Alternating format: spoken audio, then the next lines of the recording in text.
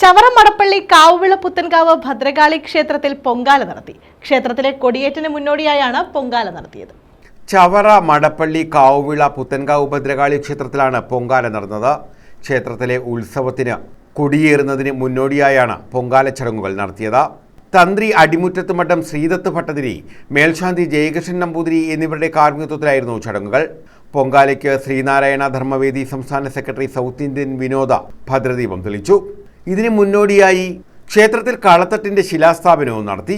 ഉഷസ്സിൽ ഓമനക്കുട്ടൻ മേസ്ത്രിയാണ് കളത്തട്ട് നേർച്ചയായി സമർപ്പിക്കുന്നത്. പുലർച്ചെ ലളിതാ സഹസ്രനാമം, ഗണപതി ഹോമം എന്നിവയ്ക്ക് ശേഷമായിരുന്നു പൊങ്കാല ചടങ്ങുകൾ. പൊങ്കാലയ്ക്ക് ശേഷം ശ്രീദത്ത് ഭട്ടതിരിയുടെ മുഖ്യ കാർമ്മികത്വത്തിൽ കൊടിയേറ്റ് നടന്നു.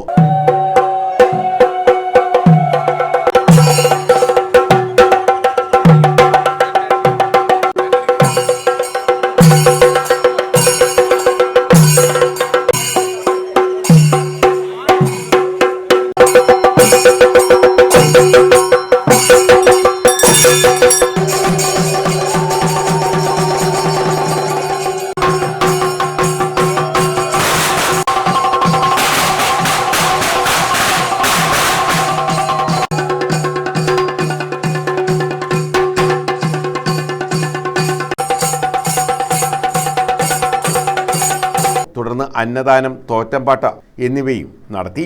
ക്ഷേത്രത്തിലെ ഉത്സവം 31-ന് സമാപിക്കും. സമാപന ദിവസം താലപ്പൊലി, തോറ്റംപാട്ട്, മഹാഗുരുതി എന്നിവയും നടക്കും. News bureau, Chavara.